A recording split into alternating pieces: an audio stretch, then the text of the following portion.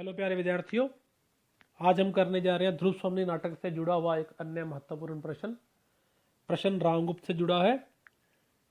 प्रश्न इस प्रकार से आ सकता है, ध्रुव स्वामी नाटक के आधार पर रामगुप्त का चरित्र चित्रण कीजिए, अथवा रामगुप्त को ध्रुव स्वामी नाटक का प्रतिनायक अथवा खलनायक कहना कहाँ तक उचित है।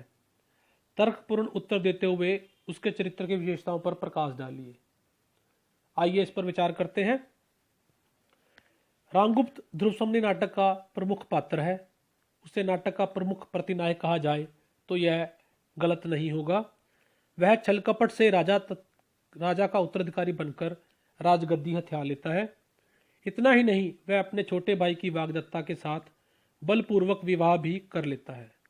वह एक मधप्य, कायर एवं विलासी राजा सिद्ध होता है। वह हर प्रकार से अयोग्य होने के कारण अपने कुल और राष्ट्र के गौरव को मिट्टी में मिला देता है। उसकी राजकाज में कोई रुचि नहीं, वह दिन रात विलासता में लीन रहता है। आइए उसके चरित्र पर निम्नलिखित रूप से चर्चा करते हैं। नंबर 1, शंकालु। रामगुप्त शंकालु प्रवृत्ति वाला व्यक्ति है। वह सदैव सबके प्रति मन में शंका एवं संदेह का भाव रखता है। यही कारण है कि राजा परिवार के सदस्यों के विषय में भी ऐसा ही सोचता है। इसी कारण वह ध्रुव स्वामी के विषय में कहता है, जो चंद्रगुप्त से प्रेम करेगी वह स्त्री न जाने कब चोट कर बैठे, भीतर भीतर न जाने कितने कुचक्कर घूमने लगे। यह सब ऐसे कई सब विचार जो उसके मन में आते हैं वह उसकी शंकालु प्रवृत्ति को दिखाते हैं। दूसरा पॉइंट है, कायर एवं क्लीव। रामगुप्त केवल शंकालु ही नहीं अपितु कायर एवं क्लीव भी है। वह युद्ध में साहसपूर्वक शत्रुओं का सामना नहीं कर सकता।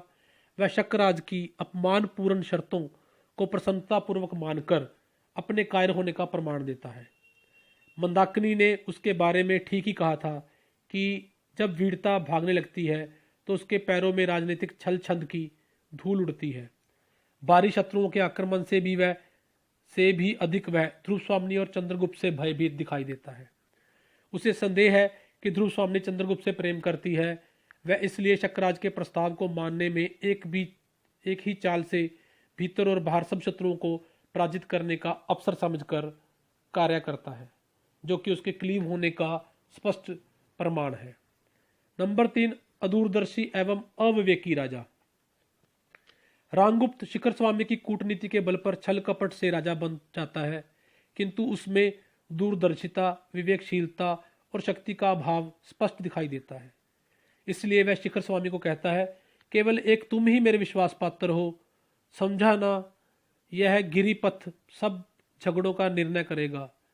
क्यों मात्य, जिसकी भुजाओं में बल ना हो उसके मस्तिष्क में तो कुछ होना चाहिए। अतः यह कथन उसके चरित्र पर पूर्णतः सार्थक सिद्ध होता है। ना उसकी भुजाओं में बल है, ना ही उसके मस्तिष्क में विवेक। नंबर 4 है, नारी के प्रति असम्मान की भावना। ध्रुव स्वामी नाटक में रामगुप्त का नारी विरोधी पात्र के रूप में चित्रित होना एक हमें दिखाई देता है। वह नारी को भोग विलास की वस्तु समझता है। ध्रुव स्वामी को अनूप सुंदरी जानकर वह उससे राक्षस विवाह रचता है, किंतु ध्रुव स्वामी की अपेक्षा से वह संदेह से भर जाता है। उसके मन में नारी सम्मान का कोई भाव नहीं है। वह आत्माभिमान और कुल गौरव से भी हीन है। वह ध्रुव स्वामी द्वारा रक्षा की भीख मांगने और समर्पण के लिए प्रस्तुत होने पर भी अपनी पत्नी की पुकार नहीं सुनता। वह उसके प्रति कर्तव्य से मुंह मोड़कर कहता है, परंतु रामगुप्त से कोई प्रतिज्ञा ना की होगी। मैं तो उस दिन द्राक्षावास सरस में डुबकी लगा रहा था। पुरोहितों ने ना जाने क्या क्या पढ़ा दिया होगा। वह ध्रुव स्वामी को उपहार की वस्तु मानता है और उसे शक्रराज को देने के लिए उसकी संधि स्वीकार कर लेता है। ये उसके नारी के प्रति असम्मान की भावनाओं को दर्शाते हुए कई ऐसे प्रसंग हमारे सामने आते हैं। नंबर 5 है, विलासी एवं कामुक व्यक्ति। रामगुप्त अत्यंत विलासी एवं कामुक व्यक्ति है, जो दिग्विजय के लिए उत्तरगिरी के ऊपर जाकर भी केवल नाच गाने और मदिरा पान में व्यस्त रहता है। वह इतना शराबी है कि उसका विवाह भी शराब के नशे में की दशा में ही हुआ है। तभी तो वह ध्रुव स्वामी के समक्ष इस तथ्य को स्वीकार करता है। वह नारी को अपनी विलासता का साधन समझता है। वह ध्रुव स्वामी को पत्नी समझकर उसके प्रति अपने कर्तव्य को नहीं निभाता। नंबर 6 है, अयोग्य एवं असफल राजा। रामगुप्त अयोग्य एवं असफल राजा सिद्ध होता है। वह शक्रराज से अपने शिविर की रक्षा नहीं करता। वह शक्रराज के प्रस्ताव को स्वीकार करके अपनी पत्नी ध्रुव स्वामिनी को उसे उपहार रूप में देने के लिए तैयार हो जाता है। जब चंद्रगुप्त शक्रराज को मारकर विजय प्राप्त करता है तो रामगुप्त वहां पहुंचकर उसे बधाई देने जाता है तथा समंत कुमार उसे कायर, क्लीवर, अत्याचारी और अयोग्य करार देते हैं। समंत कुमार गुप्त राज्य का पवित्र सिंहासन छीनने के योग्य एवं वीर पुरुष चंद्रगुप्त को दे देते हैं। इतना ही नहीं, पुरोहित और राजसभा भी उसे कायर, अयोग्य एवं असफल समझकर उसे राजगद्दी से हटाने का प्रस्ताव पास कर देती है।